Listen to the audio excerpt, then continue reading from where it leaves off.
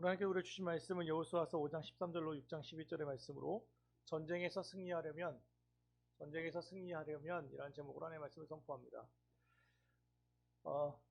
앞서 기도했던 것처럼, 그리고 우리가 잘 알고 있는 것처럼 러시아와 우크라이나 전쟁이 지금 한참입니다. 세계는 사실 계속해서 전쟁이 한 번도 멈춘 적이 없습니다. 중동에서도 여전히 전쟁은 있었죠.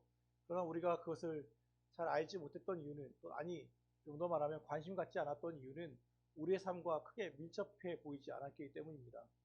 그런데 이번 러시아와 우크라이나의 전쟁은 우리 바로 위에서 일어나고 있는 전쟁이기도 하고, 또 이 전쟁의 여파에 따라서 세계 제3차 대전으로 가는 것은 아닌가라고 하는 우려 섞인 설마 하는 마음도 함께 있기 때문이죠. 어떠한 이유에서이든 러시아는 러시아의 명분이 있고, 또 서방에서는 서방의 명분들이 지금 충돌하고 있죠.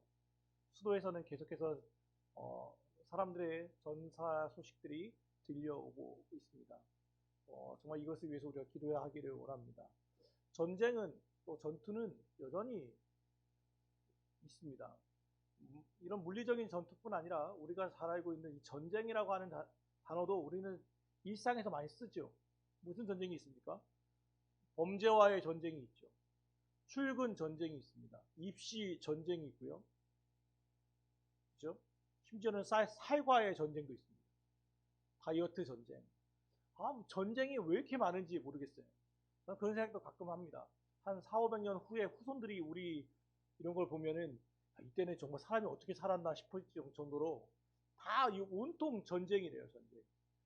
근데 이런 전쟁뿐 아니라 우리가 잘 인식하지 못하고 있는 전쟁도 있죠. 영적인 전쟁이 있습니다. 눈에 보이진 않지만 여전히 우리는 전투 중에 있습니다. 전쟁의 한복판에 서 있는데 그것을 인식하고 있는, 내가 군인이다 라고 하는 것을 인식하는 자가 있고, 인식하지 못하고 그 흐름에 내맡겨져서 살아갈 때가 있죠. 그래서 때로는 하나님께서 우리에게 고난이나 역경을 주면서, 야, 지금 사실 너 전투 중이야. 지금 내 전쟁의 한가운데 있어 라고 우리에게 말씀하실 때가 있죠. 오늘도 우리는 이제 사순절로 들어가기 전 전투 또는 전쟁에 대해서 같이 나누기를 원합니다. 우리의 삶 속에서 이 전쟁을 치르고 있는데 어떻게 하면 이 전쟁에서 승리할 수 있을까? 하나님이 요구하시는 하나님의 전략은 무엇이고 군인들에게 요구하는 것은 무엇인가를 좀 같이 보려고 합니다. 어떻게 하면 전쟁에 승리할 수 있을까? 오늘 말씀은 5장 13절로 시작되는데, 아시는 것처럼 여호수아서는 1장은 모세가 죽고 여호수아라고 하는 새로운 리더십이 등장합니다. 그리고 나서 2장에서는 바로 이 가나안 땅을 다시 한번 정탐하러 정탐꾼을 보냅니다. 그리고 기생 라합을 통해서 그 정탐꾼이 도움을 받아서 다시 돌아오는 장면이 나오고요. 3장에서는 드디어 요단강을 건넙니다. 요단강을 건널 때 그들의 제사장이, 언약궤를 맨 제사장의 발이 물에 닿자 요단강이 멈춰버려요. 즉시 멈추는. 홍해는 밤사이였지만 요단강은 즉시 멈췄습니다. 그래서 요단강의 도화가 일어나고요. 4장에서는 그리고 이제 그것을 기념하기 위해 12개의 돌을 세우는 일이 있습니다. 그리고 드디어 5장이 되면 이 일에 대한 축제와 감사를 담아서 유월절을 지키고 할례를 행합니다. 그리고 그날, 그 다음날 그 땅의 소산물을 먹자 만나가 그쳐요. 40년 동안 진행됐던 만나가 드디어 멈춰버립니다. 만나가 멈췄다는 것은 뭘 의미하냐면, 이제는 하나님이 일방적으로 부어주시던 만나가 아니라 그 땅의 소산물을 먹어야 한다는 것. 그 땅을 왜 갔는데요? 정복 전쟁을 하기 위해서 갔잖아요. 그러니까 전쟁을 통해서 얻어와야 하는 거예요. 전쟁의 전리품으로 살아야 한다는 것을 이제 나타내는 거예요. 우리가 아이를 키우다 보면 아이가 처음 태어나자마자 하는 게 뭐예요? 우는 거잖아요. 그리고 울면 두 가지 중에 하나라면서요. 배고프거나 쌌거나. 그러니까 애가 울면 그냥 먹이는 거예요. 그죠? 젖을 먹입니다. 그러다 좀 더 있으면 이유식으로 바뀌어요. 그때는 조금 더 커서 하라고 해서 버리면 먹이거나 아니면 내 숟가락으로 이렇게 줘요. 그러다 조금 있으면, 좀 더 크면 어떻게 돼요? 이제는 지숟가락으로 퍼 먹어야 할 때가 와요. 그죠? 그러다가 좀 더 나가면 이제 내 손으로 먹다가 좀 더 나가면 이제는 내가 벌어서 먹어야 돼요. 이 재료, 이 물건을 벌어서 먹는 순으로 바뀌게 되는 거예요. 그죠?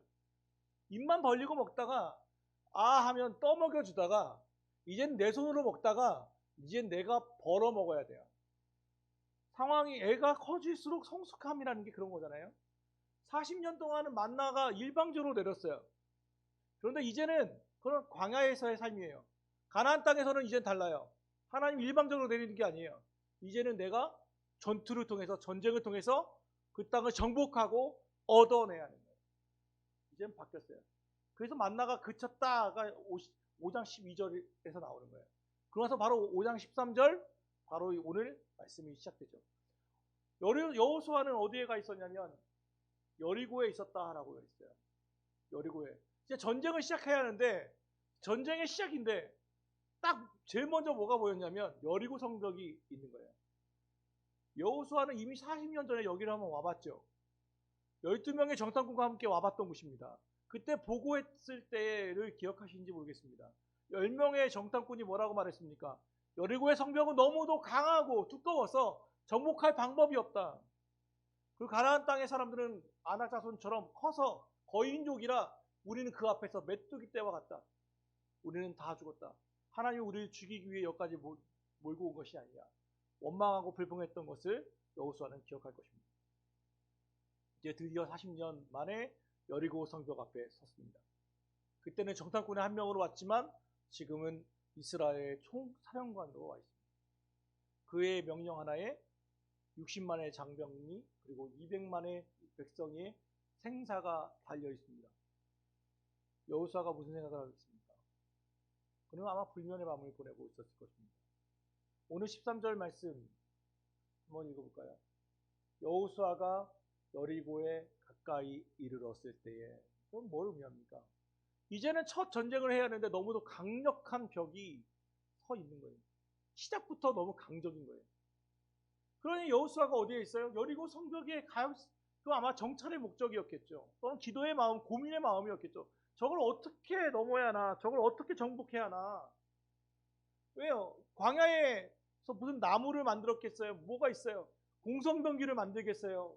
저 성벽을 넘어갈 수 있는 방법 자체가 없어요. 6장 1절로 나오잖아요. 출입하는 자도 없었다. 그러니까 그들은 멈춰 있는 거예요. 여호수아에게는 고민거리밖에 안 돼요. 그는 어떤 목적인지 모르지만 아마 정찰의 목적을 가지고 이 여리고 성벽 앞에 이르렀어요. 그런데 한 사람이 딱하니 서 있어요. 그리고 그는 칼을 빼들고 있어요. 그에게 딱 한마디 나오는 게 뭐예요? 넌 우리 편이냐 상대편이냐. 여호수아의 생각은 온통 거기밖에 없어요. 이 전쟁을 어떻게 승리할 것인가. 그런데 사람을 만나니까 넌 우리 편이냐 적시냐 라고 물어봤더니 그가 이렇게 얘기합니다. 14절 같이 읽습니다. 시작. 지금 아니라 여호수아가 얼굴을 땅에 대고 엎드려 절하고 그에게 이르되 내 주여 종에게 무슨 말씀을 하려 하시나이까. 나는 우리 편도 아니고 적도 아니라는 거예요. 나는 오히려 그의 위 하나님의 아까 표준사본에 뭐 있어요? 주님의 사령관, 군대의 사령관으로 와 있다. 나는 군대대장으로 와 있다. 총사령관으로 와 있다라고 말하잖아요. 우리가 그럴 때 있죠. 축구 경기를 할 때 그리스도인들은 기도를 해요. 우리나라와 영국이 만약 우리나라와 미국이 월드컵에서 축구를 해요. 그럼 우리 그리스도인들은 뭐 하죠? 빨간 옷을 입고 모여서 대한민국을 외치며 기도하는 사람들은 기도할 거 아닙니까? 하나님 이기게 해주세요. 근데 미국도 이렇게 많잖아요. 거기도 기도할 거 아닙니까? 그럼 하나님은 어떻게 해야 돼요? 누가 더 기도를 빡세게 했는지에 당해서 이기게 해야 하나요? 그러니까 하나님이 우리 편이냐? 우리는 항상 묻거든요. 하나님이 우리 편이냐? 하나님이 우리 편이냐? 아니냐? 근데 하나님은 모르는 게 아니라 하나님은 그게 아니에요. 네 편, 내 편이 아니라 하나님은 하나님 편이에요. 그분은 총사령관. 중요한 건 내가 하나님 편이냐죠. 하나님이 내 편이냐가 아니라 내가 하나님 편에 서 있느냐예요. 자꾸 우리는 하나님을 내 편을 만들려고 하는 거예요. 아니에요. 그 물어보는 게 네 편이냐 내 편이냐 물어보잖아요. 근데 하나님은 그게 아니라는 거예요. 나는 네 편도 아니고 하나님 편도 아니에요. 적의 편도 아니에요. 나는 군대 사령관이에요. 거기에 와 있다. 군대 사령관으로 와 있다 했더니 뭐라고 말하냐면 내 주여 종에게 무슨 말씀을 하려 하시나이까. 표준세 번역은 부하가 여기 있으니 말씀하십시오. 종이라는 단어를 부하로 번역해놨죠.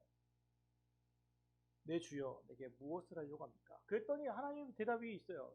15절 같이 읽어보시죠. 시작.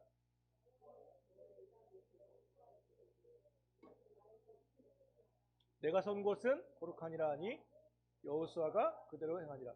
15절을 읽다 보면 익숙한 말이 딱 보일 거예요. 뭐죠? 내 발에서 신을 벗으라.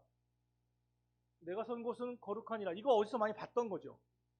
모세를 불렀을 때죠. 출애굽기 3장에서 모세를 불렀을 때와 단어가 똑같아요. 히브리어까지 똑같아요. 40년 전 모세를 부를 때에, 모세가 미디안 강야에서 그냥 양치기로 늙어 죽을 때에 아무런 이것도 저것도 아닌 사람으로 살아갈 때 그에게 임하셨던 하나님이 모세야 모세야 뭐 부르시며 했던 게 바로 이거였잖아요. 다가온 모세에게 내 발에서 신을 벗으라. 내가 선 곳은 거룩하니라. 그런데 지금 어떤 일이 벌어진 거예요? 여호수아에게 그 하나님이 다시 찾아오신 거예요. 그럼 뭘 의미하는 겁니까? 이것은 하나님의 임재를 이야기하고 모세에서 여호수아로 말 그대로 리더십이 완전히 옮겨졌다는 것을 의미해요. 창세기 여호수아서 1장에 뭐라고 말했습니까? 여호수아가 갑자기 모세가 죽고 나니까 자기가 첫 사령관이 됐는데 어떻게 할지 몰라가지고 할 때 강하고 담대하라. 내가 너와 함께 하겠다라고 약속하셨잖아요. 그 말씀이 이루어진 거예요. 약속이 성취예요. 모세를 부르셨던 그 하나님이 똑같은 방법으로 지금 뭐하고 있냐면 여호수아를 부르고 있는 거예요. 그러면서 하시는 말씀이 뭐냐면 야, 네 발에서 신을 벗으라. 네가 선 곳은 거룩하다라고 말하고 있어요. 자, 전쟁을 앞서고 있다고 했어요. 전투를 해야 돼요. 그런데 하나님이 지금 여호수아에게 요구하는 게 있어요. 뭐예요? 신 벗어라. 신을 벗어라. 그곳은 거룩하니까 신을 벗어라. 하나님이 이곳에 왔다는 건 뭘 의미합니까? 하나님의 임재를 상징해요. 하나님이 군대장으로 와 있다는 건 이제 전투를 시작해야 하는데 이 전쟁은 니네 힘으로 하는 게 아니라 내 능력과 내 힘으로 할 거야. 너의 전쟁이 아니라 내 전쟁이야. 내가 이 전쟁을 이끌어 갈 거야. 이 전투의 승리는 나에게 있어 라고 말씀하시는 거예요. 그러면서 내가 너에게 요구하는 것이 하나 있는데 뭐냐면 거룩이에요. 거룩이에요. 하나님의 전쟁을 수행하기 위해 군인들에게 요구되는 게 뭐냐면 거룩이에요. 거룩. 그럼 거룩이 뭔데요? 빨간 검은 옷을 입고 성경책을 들고 할렐루야 이거 외치면 그게 거룩이에요? 이건 거북이라고 해요. 우리가 교회를 얘기할 때 그냥 교회라고 안 하고 성전이라고 말하죠. 또는 강대상을 뭐라면 성물, 거룩한 물건이라고 말합니다. 사람을 얘기할 때 성도들을 얘기할 때 그냥 그리스도인들을 성도라고 합니다. 거룩한 물이라는 뜻이죠. 그럼 묻습니다. 왜 이곳이 성전이고 이게 성물이고 우리가 성도입니까? 왜 이걸 성전이라고 부릅니까? 하나님의 임재가 있으면 그곳이 바로 하나님의 성전입니다. 그럼 반대로 얘기하면 하나님의 임재가 없으면 거기는 하나님의 성전이 아니에요. 왜요? 내 발에서 신을 벗어 내가 선 곳은 거룩하니라. 이 땅이 갑자기 왜 거룩한 땅이 됐습니까? 갑자기 평당 2억 3억 올라갔 거예요? 아니에요. 그 땅에 누가 있는데? 하나님이 계시니까 그 땅이 거룩한 땅인 거예요. 하나님이 계시니 그 땅이 거룩하니 그 발에서 네 발에서 신을 벗으라고 말하는 거예요. 신은 뭘 상징하는 겁니까? 죄를 상징해요. 왜? 가장 더러운 것을 상징하거든요. 이스라엘은 샌들을 신죠. 샌들을 신고 다니는 말이에요. 광야에서도 샌들을 신어요. 아마 여기 청소년들은 알 거예요. 청소년들이 가장 사랑하는 신발이 있는데 아디다스 3선 슬리퍼예요. 얘네는 이거 신고 어디든 다 돌아다녀요. 3선 실내와 아디다스 그거 신고 이 아이들은 편의점부터 역부터 해가지고 오죽하면 슬세권이라는 거 아세요? 혹시 슬세권? 역세권은 알아도 슬세권은 모르시죠? 역세권이 역 근처에 있는 게 역세권이잖아요. 5분 거리에 있으면 역세권이라며요. 슬세권이 뭐냐면 슬리퍼 신고 다닐 만한 곳이 슬세권이래요. 애들이 얼마나 슬리퍼를 신고 다니면. 그런 여름에 그 슬리퍼를 신고 다녀보세요. 그러고 나서 집에 와보세요. 그럼 발이 어때요? 처참해요. 그런데 그 발을 닿게 하는 게 뭐예요? 신발이에요, 신발. 가장 더러운 것을 잡고 있는 게 신발이에요. 그러니까 이 발은 여호수아의 신발이 더러웠다가 아니라 신을 벗으라고 하는 이유는 내 몸에서 죄를 멀리하라는 거예요. 떼어내라는 거예요. 그게 거룩이에요. 여러분, 한국 교회가 힘을 잃었다고 말해요. 영향력을 많이 잃었다고 말합니다. 비난의 대상이 된다고 말합니다. 이해가 잘 가지 않습니다. 왜냐하면 120년 전에 우리 교회를 생각해봐요. 초대교회를 생각해봅시다. 그때보다 지금 성도 수가 어때요? 엄청 늘었습니다. 약 16% 정도 나오거든요. 우리 그때 당시에는 1%도 안 됐던 우리 그리스도인들이 지금 숫자가 16%가 됐어요. 예산은요? 예산도 엄청 늘었을 거예요. 교회 수는요? 제대로 된 교회도 없다가 교회가 얼마나 우리 운정이나 파주만 나가도 얼마나 괜찮은 교회들이 많은지, 이쁘게 지은 교회들이 많은지, 교회 수도 늘었고 이쁘게 지었고 성도 수도 늘었고 돈도 많아졌어요. 그럼 자본주의 사회에서는 그러면 뭐예요? 교회의 힘은 더 세져야 돼요. 왜? 가진 게 있으니까. 민주주의는 사람 숫자인데 사람 숫자도 세졌고 돈도 많아졌으니 교회의 힘은 세져야 하는데 오히려 힘이 약해졌어요. 여러 가지 이유가 있겠지만 뭘 잃어버렸냐면 거룩을 잃어버렸어요. 구별됨을 잃어버렸다는 거예요. 구별됨. 거룩이란 말은 별게 아니라 구별됨이에요. 야, 이 사람과 이 사람은 좀 달라. 야, 그리스도인은 좀 달라. 그리스도인은 좀 믿을만해. 야, 그리스도인이 하는 말이면 야, 믿어도 돼. 아, 이 사람 야, 교회 장로래. 믿어. 야, 이 사람 목사래. 그럼 믿어. 제가요, 테니스를 치는데 테니스는요, 기본적으로 이 사람이 친 공이 아웃인지 인이 안에 들어온 인인지 아웃인지 판단을 그쪽에서 안 하고 셀프 콜이에요. 우리 안에 들어왔을 때 아웃이다 하면 아웃이라고 부르고 인이면 인이라고 불러요. 그래서 제가 제일 많이 지금 1년 됐는데 제일 많이 들은 말이 뭔지 알아요? 그 전에 있던 목사님 참 매너 안 좋아가지고 막 그런 얘기 되게 많이 들어요. 진짜로 막 난처해요. 그다음부터 제가 어떤 일이 벌어진지 아세요? 상대방이 친 게 인인지 아웃인지 헷갈릴 때는 무조건 인이에요. 그냥 무조건 인이에요. 이유는 딴 게 아니에요. 하도 그런 얘기 많이 들어가지고 아웃 같은데 아웃 불렀는데 상대방이 인! 이러면 그래요 인. 저 아주 손해보고 살아요. 근데 그 이유가 있어요. 목사라는 이유만으로. 어려운 일이 아니라는 걸 의미하는 거예요. 좀 손해보는 것 같아 보여도 이게 별거 아니잖아요. 엄청난 시합을 하는 것도 아닌데. 여러분 일터에서 여러분은 어떠세요? 여러분 거룩한 성도입니다. 여러분이 말을 하든 말하지 않든 여러분이 그리스도인인 것을 다 알잖아요. 그래서 사실은 손해 많이 보일 거예요. 화내고 싶어도 화를 내지 못하고 내 소리도 잘 못 내는 것 같고 사실은 억울한 일이 정말 많아요. 내가 해야 할 얘기는 해야겠죠. 그런데 더 중요한 건 뭐냐면 이게 하나님의 뜻인가 아닌가를 먼저 헤아려야 돼요. 내가 성도인가? 내 안에 하나님의 임재가 있는가? 나는 거룩한 사람인가를 봐야 돼요. 이 사람들 눈에 좋게 하기 위해서가 아니라 성도인가? 내 안에 거룩함이 있는가? 내가 믿지 않는 사람들과 구별됨이 있는가? 아무도 보지 않아도 거짓말하지 않고 아무도 보지 않아도 훔치지 않고 아무도 보지 않아도 남에게 손에 끼치지 않으려고 하는 이유는 하나님 앞에서 호람대로 하나님 앞에서 죄를 짓지 않기 위한 그 마음이 아닙니까? 요셉의 마음이 그랬죠. 요셉을 왜 거룩하다고 말합니까? 보디발의 아내가 유혹할 때 야, 너 아무도 없다. 너와 나밖에 없다라고 할 때 요셉의 눈은 뭘 봤어요? 너는 너와 나밖에 못 보지만 요셉의 눈은 뭘 봐요? 너와 나를 보고 하나님 앞에서 내가 어찌 죄를 짓겠느냐라고 하잖아요. 요셉은 뭐 하나를 더 봤어요? 하나님을 봤어요.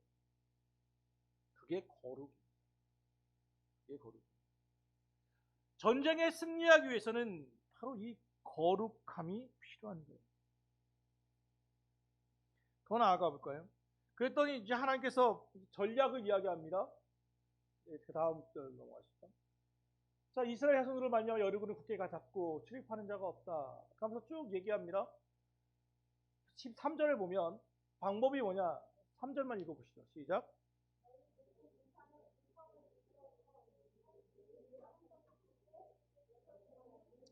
자, 하나님의 명령이요. 이해가 가요.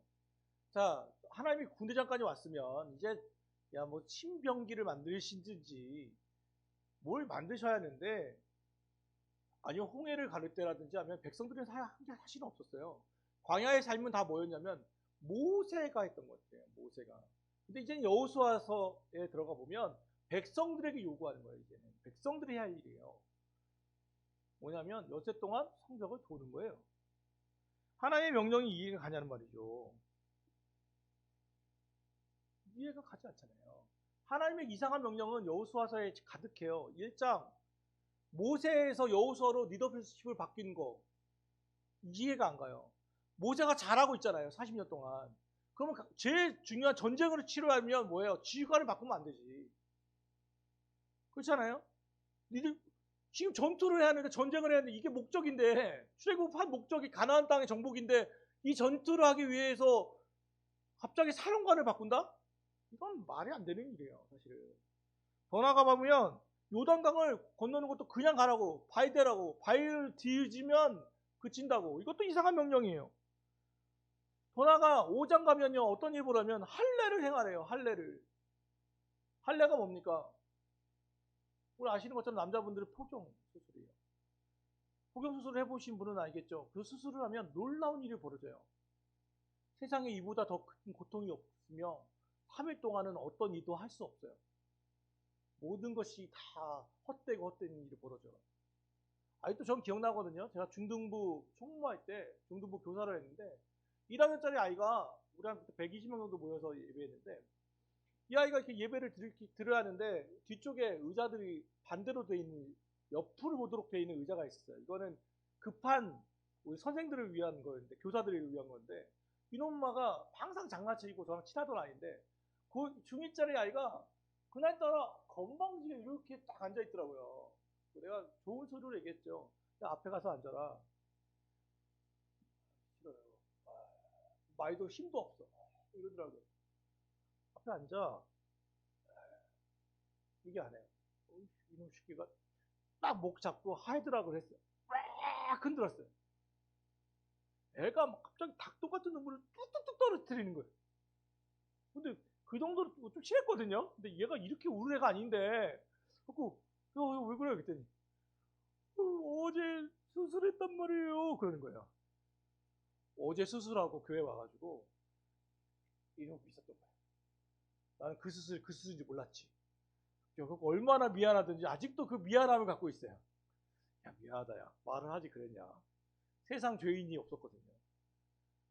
창세기 34장에도 똑같은 일이 벌어져요. 디나라고 하는 야곱의 딸이 세겜의 부족장이 아들이 디나가 너무 마음에 들어서 그 여인을 아내로 맞이하려고 하니까 이방인과의 전쟁이니까 그의 오빠였던 오라버니였던 시므온과 레위가 세겜 땅에다 뭐라고 말하면 야, 이 아이를 가져가려면 내 동생 데려가려면 니네 부족들 다 남자들은 할례를 행해야 돼 라고 얘기했죠.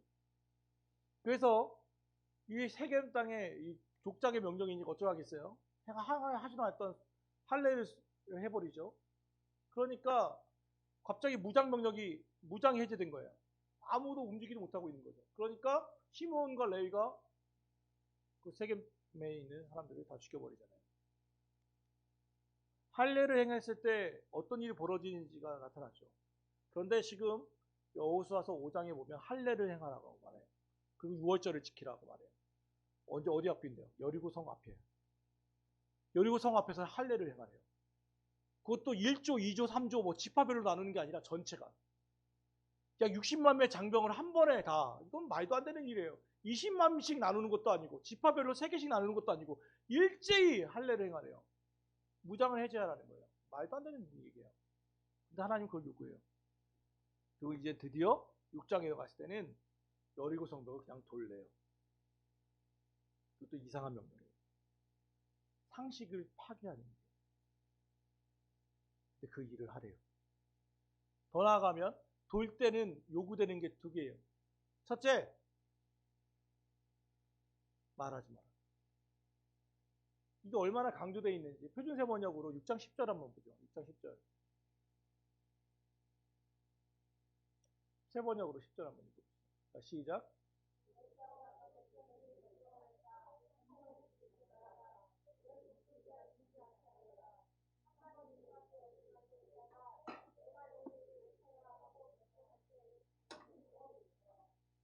첫째가 이거예요. 말하지 마라. 외치지 마라. 내 귀에 소리, 이게 뭐예요? 똑같은 말을 지금 3번 반복하고 있는 거예요, 사실은. 성경에서 3번은 최상급 비교 강조라고 얘기했잖아요. 뭐 하지 말라는 거야? 말하지 마라. 또 하나는 언약궤를 가운데 둬라. 앞에 선발대를 세우고 그 다음에 제사장이 나팔을 들고 앞으로 가고 언약궤가 있고 후발대가 후군이 있고 뒤에 백성이 따르는. 그러니까 언약궤 어디가 있냐면 위치가 가운데에 있어요. 가운데. 정확하게 가운데. 가운데 따르라는 거예요.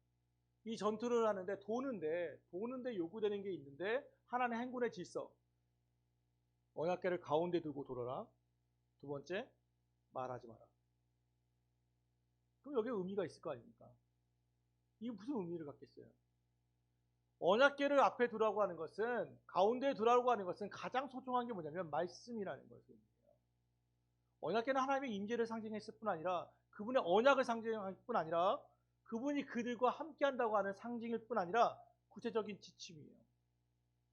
우리가 모든 일을 판단할 때 뭘 판단해야 하냐면 그래서 말씀을 가지고 판단해야 합니다.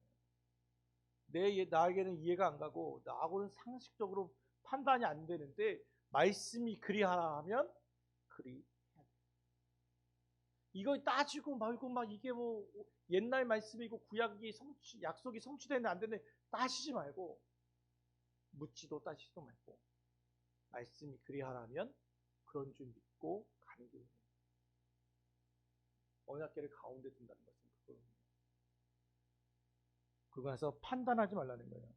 너희의 입에 외치지도 말며 너희 음성을 들리게 하지 말며 너희 입에서 아무 말도 하지 말라라고 하는 말은 너희의 생각과 판단을 나누지 말라는 거예요. 불안과 불신을 경계하고 있죠. 왜냐하면 부정적인 생각이나 믿음 없는 말이 금세 퍼지기 때문에 그래요. 좋은 소식이 잘 퍼지나요? 나쁜 소식이 잘 퍼지나요? 좀 경험해 보시죠. 나쁜 소식이 잘 전해요. 남한테 누구 칭찬하고 이런 말이 더 잘 퍼져요. 예. 남 싫어하는 소리가 제일, 흉보는 소리가 제일 많이 퍼져요. 부정적인 이야기가 제일 많이 퍼져요. 왜냐하면 사람의 속성이 그래요. 남 잘 된 얘기는 하고 싶지 않거든요. 안 된 얘기는 왜 이렇게 잘 퍼지는지 쫙쫙 퍼져요. 근데 지금 이 명령은 이상하다고 했잖아요. 아마 만약 제가 그 이스라엘 백성이 한 명이었으면 그랬을 거예요. 야, 이거 말이 되냐? 우리가 또, 아니, 그것도, 보세요. 자, 첫째 날 돌았어요. 성벽에 이상이 있어요, 없어요? 없어요. 자, 둘째 날 돌았어요. 성벽에 이상이 있어요, 없어요? 자, 셋째 날을 돌았어요. 이 정도면은 그만 하는 가져야잖아요. 인간적으로 200만 명이 돌았으면 땅의 진동을 향해서라도 성벽에 무슨 금이라도 하나 가져야 하는 거 아니에요?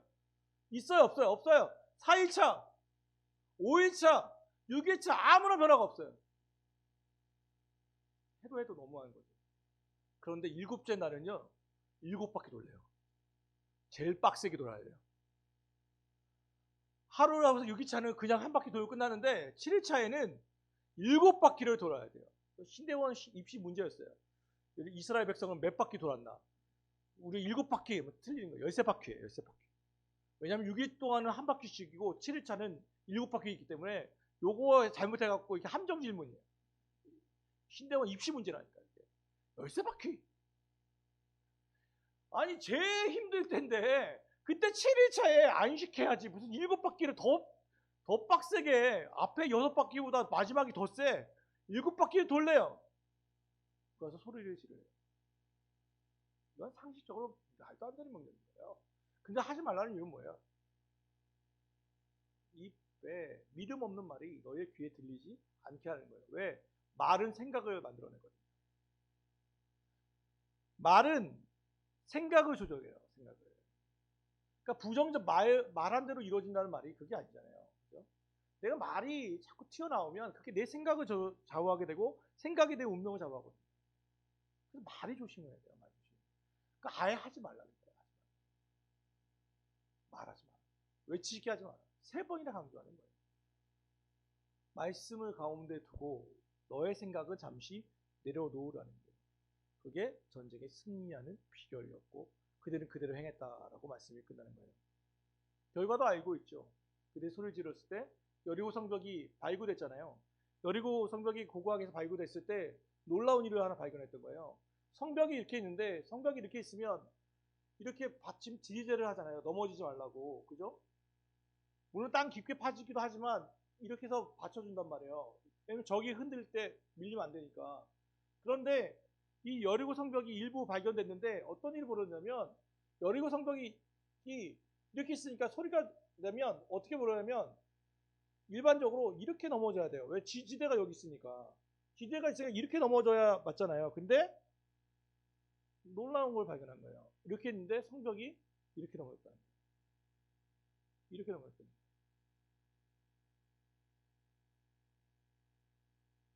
깜짝 놀라요. 이건 물리학적 법칙이 아니라는 거예요. 그래서 여리고 성벽이 이게 아니라 이거였대요. 사랑하는 여러분, 오늘 말씀을 정리하면서 하나님의 전쟁, 하나님의 성도가 살아가는 우리가 지금 전투를 치르는데 하나님이 요구하시는 게 무엇인지를 잘 생각할 수 있기를 바라요. 거룩함이에요. 구별됨이에요. 이 거룩함이라는 것은 하나님의 임재예요. 하나님이 나와 함께 하신다. 이게 어떤 때는 든든하고 어떤 때는 부담스러울 수 있어요. 그래서 여전히 하나님은 우리와 함께 하세요. 그거 놓쳐서는 안 돼요. 거룩함이에요. 거룩함. 또 하나 요구되는 것은 뭐냐면 언약궤를 짊어지라는 거예요. 말씀을 들고 살라는 거죠. 그리고 너의 판단과 말은 잠시 내려놓아라.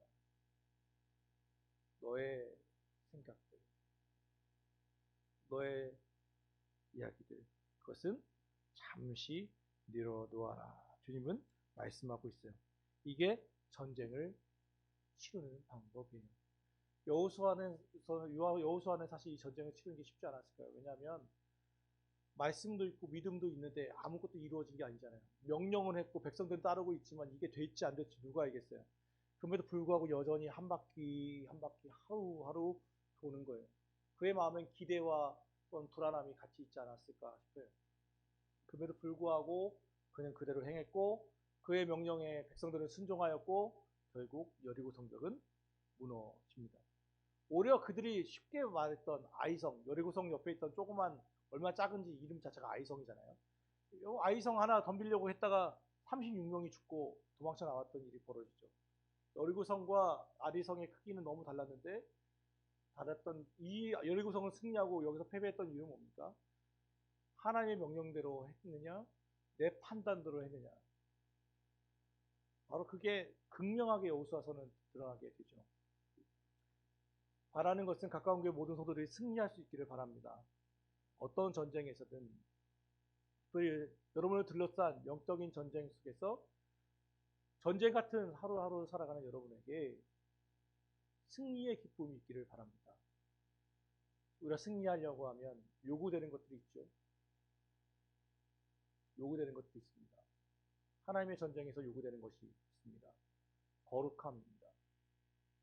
하나님의 임재입니다. 그리고 순종입니다. 내 판단을 잠시 내려놓음과 말씀입니다. 여러분, 이 전쟁에서 승리하기를 주 예수 그리스도로 축원합니다.